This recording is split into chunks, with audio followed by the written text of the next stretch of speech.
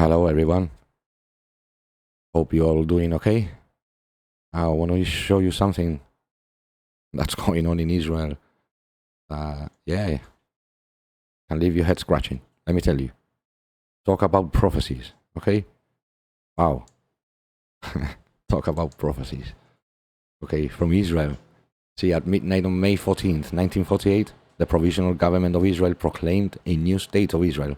On that same date, the United States recognized the Provisional Jewish Government as the de facto authority of the Jewish state.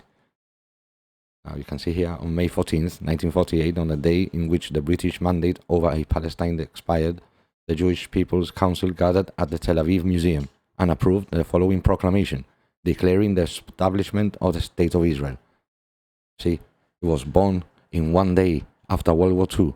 Okay, a new State of Israel was born. Prophesied throughout their books. See, in Ezekiel, this is what the sovereign Lord says, I will take the Israelite out of the nations where they have gone. See, they didn't have a country of their own. Been 2,000 years scattered all over the world among the nations. See, I will gather them from all around and bring them back into their own land. I will make them one nation in the land, on the mountains of Israel. There will be one king over all of them, and they will never again be two nations or be divided into two kingdoms. In the book of Isaiah, rejoice with Jerusalem. Before she was in labor, she gave birth. Before her pain came upon her, she delivered a son. Wow, who could that be? Who has heard such a thing? Who has seen such things? Shall a land be born in one day? Shall a nation be brought forth in one moment? For as soon as Zion, that's another word for Jerusalem, Israel, was in labor, she brought forth her children. See? Wow. Then when it becomes a state, see, the final judgment and glory of the Lord comes. That's the end of days.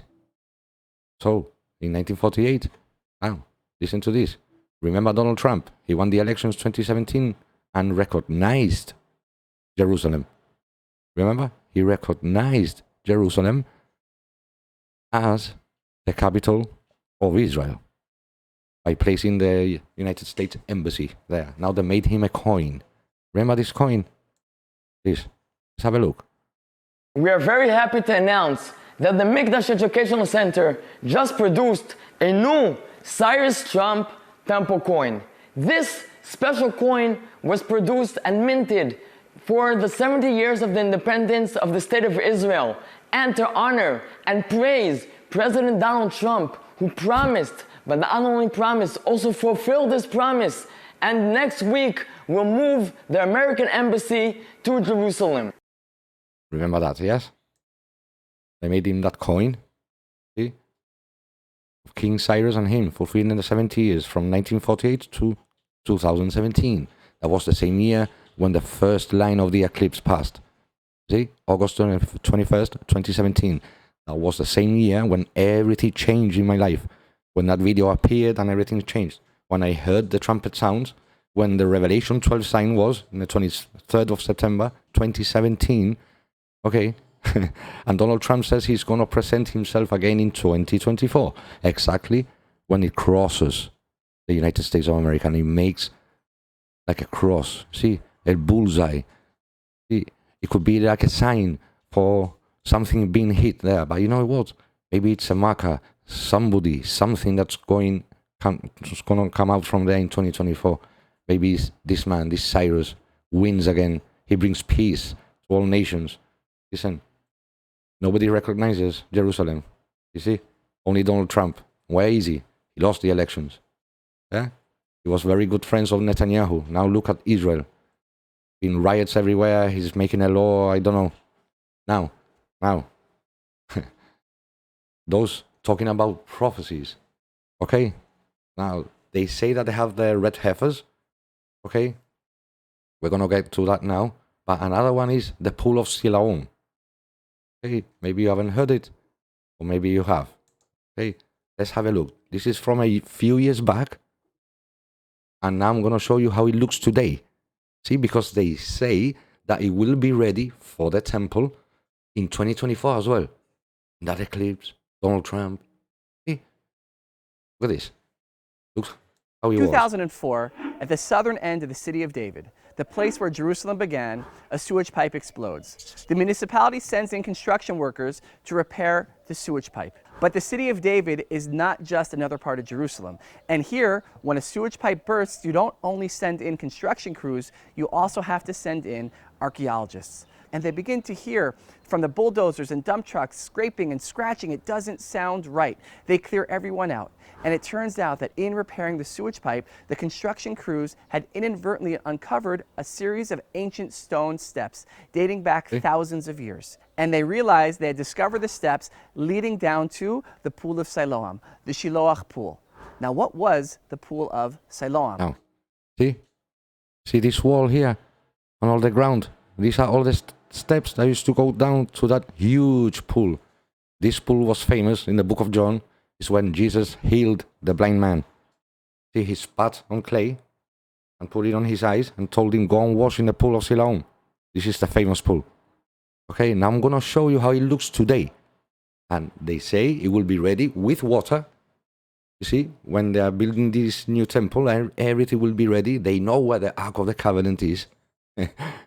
Ron Wyatt, you know what I mean? So, yeah, look at it. To answer that question, we have to go back some 2,700 years to the time of the biblical King Hezekiah, direct descendant of King David. Now, at that time, the armies of King Sennacherib... Now we all know King Hezekiah, King David, and from the line of King David, you know, from the stump of Jesse, comes Jesus. Sennacherib of Assyria are marching on Jerusalem. Hezekiah understands there's going to be war, and he begins making his preparations, and one of the main things he does is to divert the waters of the Gihon Spring, the life source of Jerusalem during the times of the Bible, to flow entirely within the walls of the city of David. The Bible mentions that it was Hezekiah who builds the pool of Siloam. Where I'm standing right now in the... Now, I've shown you this video before. I just wanted you to see how it looked about a couple of years ago. Okay? Now, look at this. This is from CBN, Israel. Okay, channel CBN. Located at the bottom of the city of David is the Pool of Siloam, one of the most important places in ancient Jerusalem. Look. This is a site where all of the Jewish people would gather 3 times a year for Pentecost, Tabernacles, and Passover to immerse, spiritually cleanse themselves. This is how it looked before. See, those were the steps, huge pool, and all the way up to the temple.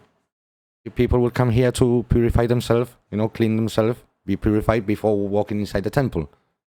And this was the place that Jesus told the blind man to go and wash here. Around here somewhere is the other pool of Bethesda, where the angels stirred up the waters. Pilgrimage up to the temple. These steps were uncovered in 2004, but when the pool is fully excavated on the other side of this wall, it will mark the first time in modern history when the Pool of Siloam has been fully excavated and open to the public. So now there is a groundbreaking. We are really in historic times. Really, 2 weeks ago, we have received the okay to start digging. For many years, since 2004, when we discovered this site. And now, after 18 years later, we are finally able to excavate. Our tractors have started excavating the Pool of Siloam, meaning in a short, I hope, short year, 2 years, we'll be able to come here and see the full Pool of Siloam in its entirety. This video shows what the pool might have looked like as Jews purified themselves and walked up to the temple. The Bible explains how King Hezekiah built the pool in Chronicles and 2 Kings. Now the rest of the acts of Hezekiah, all his might, and how he made a pool and a tunnel and brought water into the city, are they not written in the book of the Chronicles of the kings of Judah? The book of John describes how Jesus healed the blind man near the pool. When he had said these things, he spat on the ground and made clay with the saliva, and he anointed the eyes of... Wow, in the Garden of Eden, that's how Adam was made, yes, with clay. Wow. the blind man with the clay. And he said to him, "Go wash in the Pool of Siloam." So he went and washed and came back seeing. Weisman says the pool links the people of the Bible. All of the biblical stories. You want to meet David and Solomon, Hezekiah, the kings, the stories of Isaiah, of Jeremiah, they're here. Yeah. And this is literally the water system, the life source of that Jerusalem. She adds how this project also makes the connection. Okay, so this wall now, you can see, we're gonna see here, this small clip. This is 1 month ago, okay? Look at this. Look at that. See, the walls are gone. Look at that. Yep. See, and all that was the way up there to the temple. Now, they say that they're nearly gonna prepare now the third temple. They have the red heifers, you know, they have everything in order. Okay, now the red heifer. Why? Let's see. Have another look. And yep. Wow, that's huge. The pool of Siloam. Now the red heifer. Red heifer. You see this small clip. Undisclosed location in Israel. Plans include moving them sometime soon to a visitor's center in Shiloh, where the tabernacle of the Lord once stood for nearly 400 years. The book of Numbers explains that ashes of the red heifer are used to purify priests for their service in the temple. These red heifers are now between 1.5 to 2 years old. To replicate the ceremony mentioned in the Bible, they need to be at least 3 years old. And within that time span, they cannot have a blemish or anything that would disqualify them for the ceremony, even one white or black hair. Byron Stinson of Bonney, Israel, helped find the red heifers in the U.S. He says these would be the first in 2,000 years, and that the process toward a third Jewish temple began when the Jewish people started their return to the Promised Land from the four corners of the world, culminating with Israel becoming a nation. The 5 red heifers are now in a secure, undisclosed location in Israel. Plans include... Now, talk about prophecies. 1948, being scattered all over the nations and being bought to one land. Come on, I think, with all the respect, even Stevie Wonder can see this. I just called. See, come on. Now, before I show you that one, hey, let me show you a bit from here, so you can understand this red heifer, okay? This is CBN News Watch. We begin this half hour with what could be a prophetic sign of the end times in Israel. The Old Testament prophet Daniel predicted a third Jewish temple during the last days, after the first 2 temples during biblical times. And last September, 5 red heifers arrived in Israel amid great fanfare, because some Jews and Gentiles believe it's a key element leading to the building of that third Jewish temple. CBN's Chris Mitchell brings us this important story from the Mount of Olives in Jerusalem. The 5 red heifers are now in a secure, undisclosed location in Israel. Plans include moving them sometime soon to a visitor's center in Shiloh, where the tabernacle of the Lord once stood for nearly 400 years. The book of Numbers explains that ashes of the red heifer are used to purify priests for their service in the temple. Now the Lord spoke to Moses and Aaron, saying, This is the ordinance of the law which the Lord has commanded, saying, Speak to the children of Israel, that they bring you a red heifer without blemish, in which there is no defect, and on which a yoke has never come.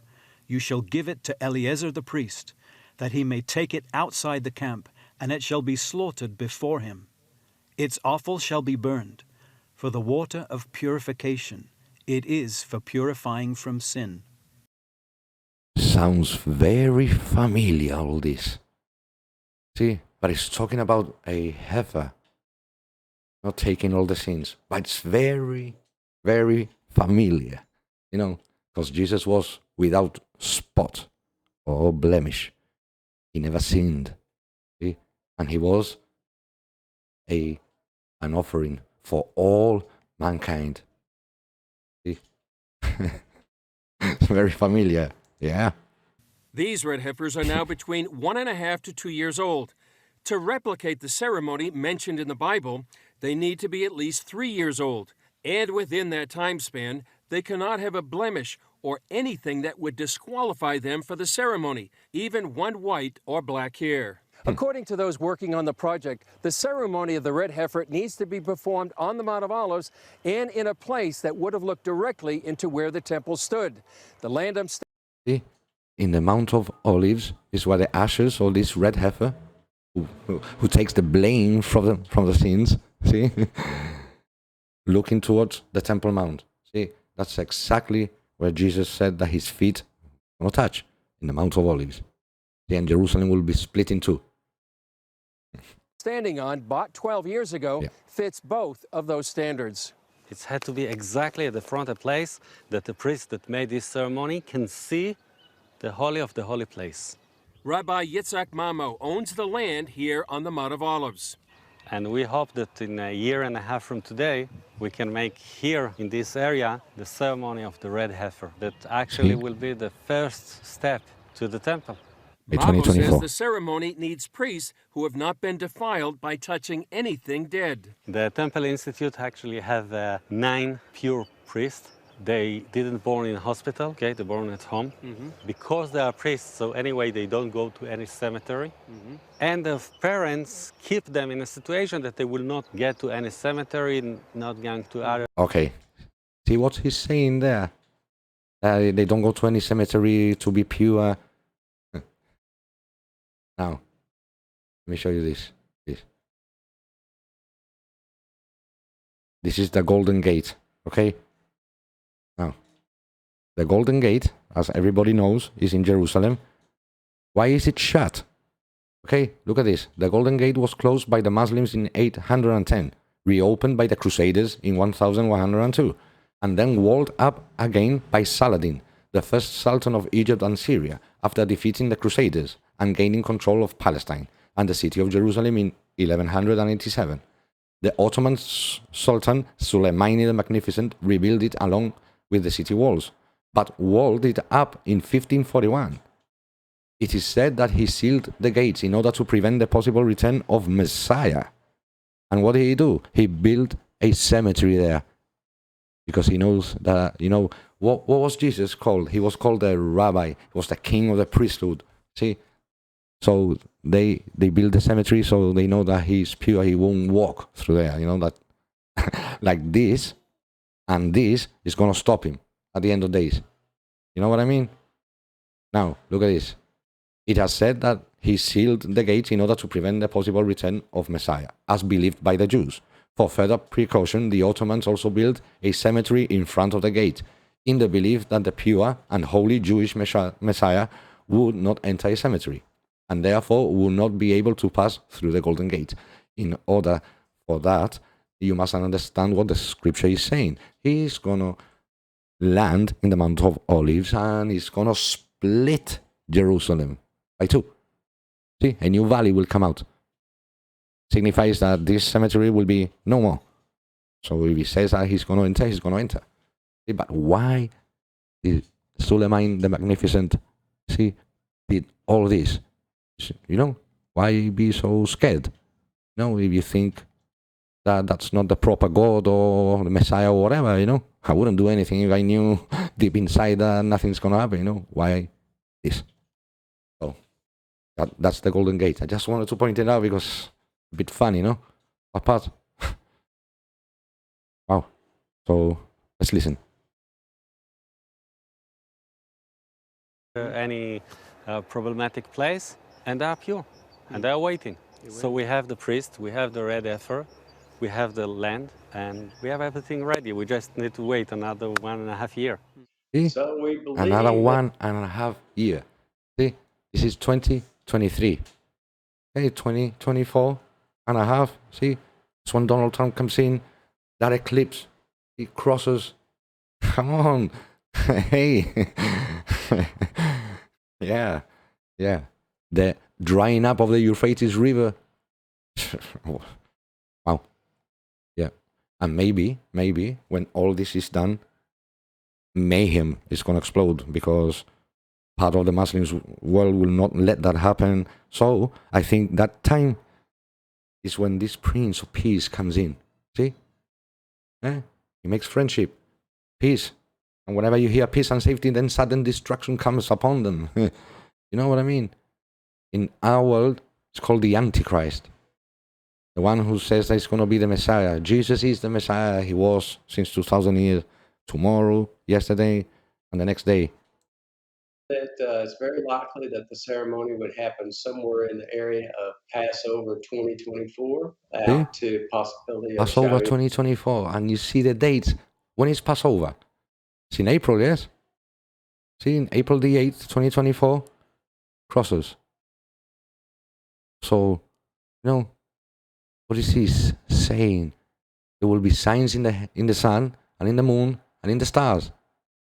Signs. In Genesis, the Old Testament, that's all. Let it be for seasons, and years and times, but it says for signs. So, what is going on? Oh, apparently, since the time of Moses, they've sacrificed 9 red heifers, and this one is the 10th. And apparently, the prophecy is that the 10th will be for the last days, the end of days. And the one they're getting now is the 10th. See? And all this coming together from the Revelation 12 sign, the woman clothed with the sun and the moon in her feet. Come on. All this happening, the prophecy of them being born. And the famous ark.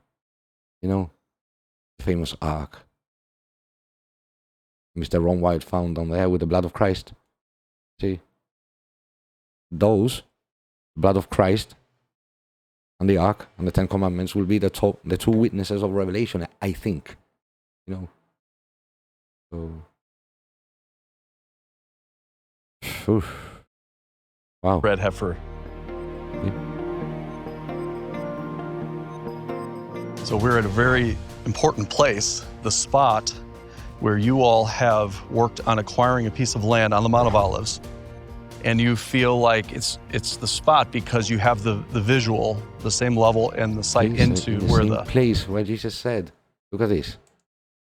Look at this. It's in the book of Zechariah. The day of the Lord.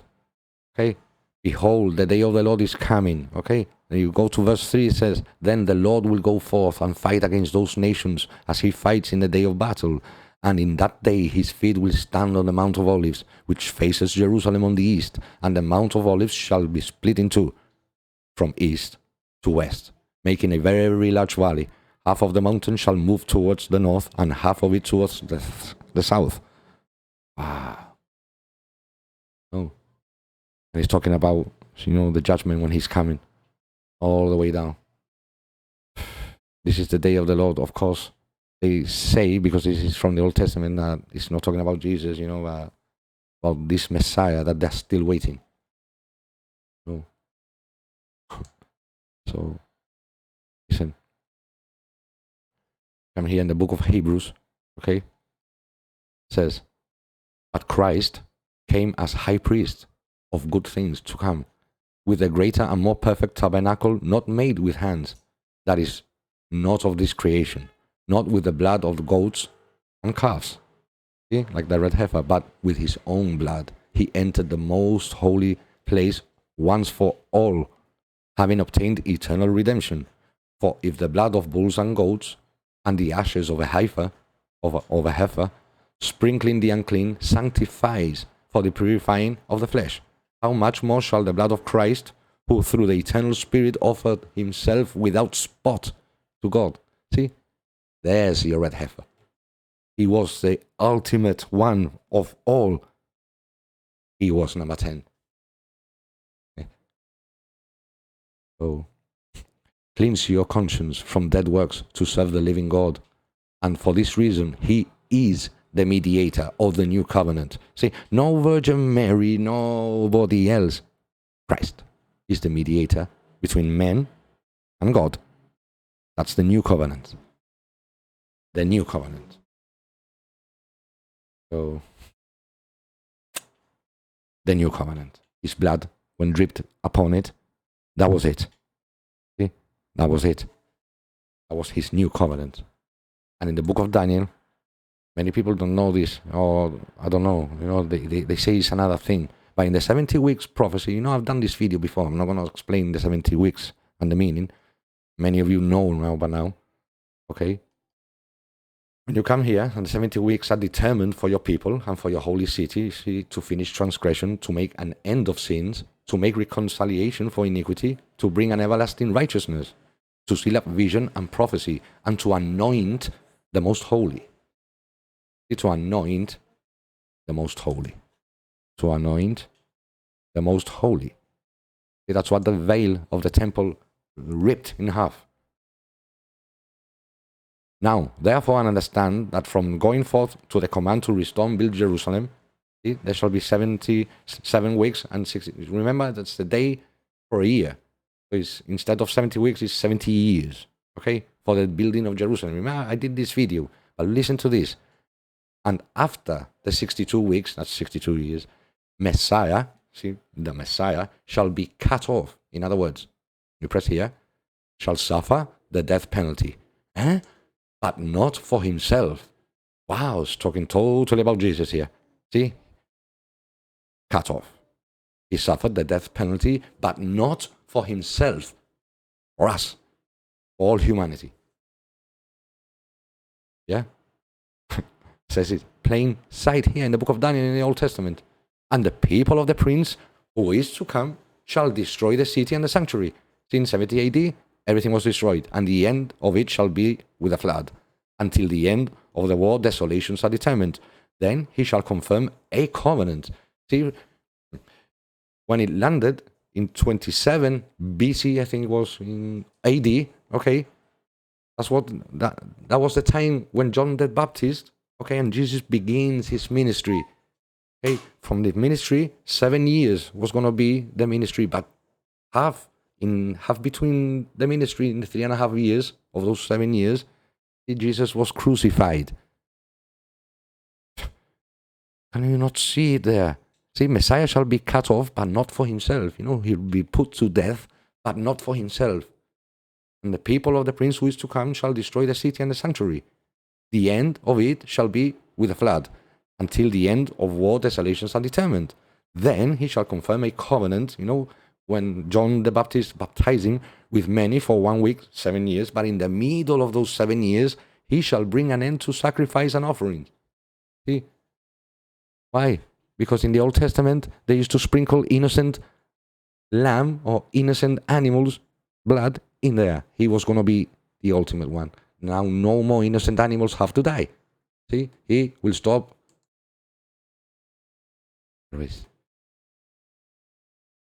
Okay. Sorry. I lost there. So he, will confirm a covenant with many for 1 week, and in the middle he shall bring an end to sacrifice and offering. Sorry, I didn't want to say a line that wasn't there. Okay? Sacrifice and offerings. Because his blood made a new covenant. Wow. The thing is that I have all these windows open, so much information, and I don't want to mess it up, because it's very complicated. It has to do with the Jewish people, but listen, I don't know why they're blind. They cannot see that their Messiah has already come to the world, Oof. This is in the book of John when it mentions the pool of Siloam. This is when Jesus tells the blind man to go there. Wow. When he said these things, he spat on the ground. Who spits on the ground and makes clay with saliva, anoints his eye, and tells him to go and wash in a pool, and all of a sudden he can see. Does that? Who is that? Can that be a normal person? No, he answered and said, a man called Jesus made clay and anointed my eyes and said to me, go to the pool of Siloam and wash. So I went and washed and received sight. See? Then they said to him, where is he? And he said, I do not know. And the Pharisees was always looking, what can they get? Anything that can judge him, So listen, the Bible and all this is complicated, It's complicated explaining it, That's why many times I say, look, trying my best, but these things that It's right there, you know. I do people don't want to recognize this? It's there, you know. Even blind people can. That man from the pool of Siloam would have seen all this before Jesus was healed him, you know. Come on. You know, all these places are coming alive. You know, the truth shall spring out of the earth. Wow. All makes sense now. I'm getting the picture now. See, they're waiting. They're nearly there. They say they have everything. He's being born 70 years to the date, and they make this coin. Oh, Donald Trump. Wow. To fulfill King Cyrus. King Cyrus gave Jerusalem back to its people. So did Donald Trump. King Cyrus did it 70 years after the Babylonian invasion. Donald Trump did it 70 years after Israel was born. Wow. Wow. And it all comes here. Look at this. Isaiah 45. Thus says the Lord to his anointed, to Cyrus, King Cyrus, whose right hand I have held to subdue nations before him and to loose the arm of kings. Wow. See, that's King Cyrus in Isaiah 45. And the most funny thing is that Donald Trump was the 45th president. You know? The 45th president linked to Cyrus with the number 70 involved. Yeah, number 70 involved. Yeah. So, and this 2017 to 2024 is separated by 7 years. It's all got to do with the number 7 and 70. Yeah. Come on. No, it's all coincidence. Oh, everything fits very nice. Yeah, where does it fit? In my shoe? Come on. No, Golden Gate. Yeah, I get that. Yeah. Cemetery. Let's put some cement. Yeah, that's going to stop the Almighty. Wow. So, you get in the picture now. See, the heifer that they think that they have to anoint for this coming Messiah and for the temple, and it was Jesus all the time, you know. He's the one who's going to step there in due time. Why can't they think, you know, that Jesus was Jewish, you know? And we follow a Jewish person. Why? No. Actually, if we all came from the sons of Noah, we must all be linked. We must all be linked. So, listen, I love everybody. I love Jewish people, Muslim people, Arab people, Chinese, every nationality. From that map you see behind me, from every corner of the world, I have no problem. I love my neighbors from all the world. I love my neighbors. So, wow, I hope you've seen this and, you know, and you say, wow, what's going on, you know? And listen, I know many of you are seeing all these videos and everything that's going on about. I know there are many end of times videos. There are many of them. It's been spoiled, you know, too many. I don't edit my videos, you know. I don't get this and put it together. I'm recording now, and when I stop now, I upload it, you know.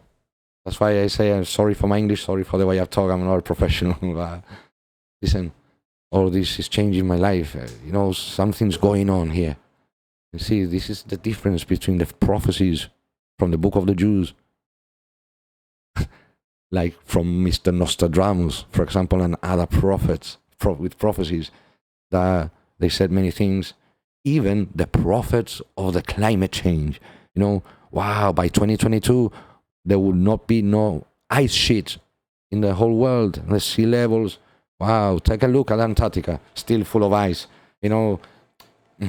And they say that religions are dangerous because, you know, or the Seventh-day Adventists, they used to give dates, not anymore, or the Jehovah's Witnesses, they thought they were the 144,000, and listen, the Mormons, you know, that man Smith, you know, gave a few accounts. He said that an angel gave him the last copper scrolls or something. You know. Can you see what men, us are doing? Wow, God must be very, very happy with us, yeah. And then we go and say, I believe in Jesus, in the Word of God, yeah. But nobody can actually see inside of you. You're hiding, you know. I always tell the truth. I'm struggling still. I'm not made perfect. I'm not even worthy to talk about God. Who am I? Who am I? I'm from the dump, from the rubbish bin, you know. If I look at myself like that, totally. You know, these people who died trying to give us who God is, suffered tremendous deaths, persecutions. You know, I always ask myself, why have Jews been persecuted since the beginning of time? Why?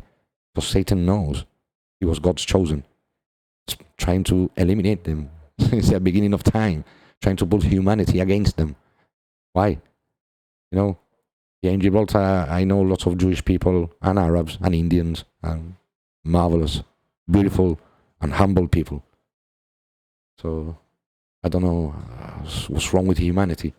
You know, we're all part of the same race. See, the human race.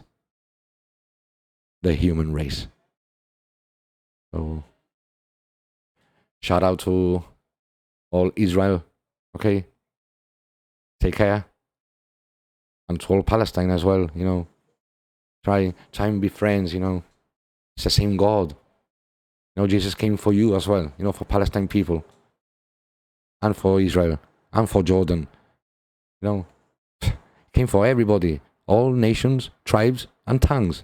You know, preach the gospel throughout the world, and the end will come. No, he didn't say, and through all the world and all tribes except this one, except that one. No. Come on. He didn't say that. So, love you all. He loves you more. And bye-bye.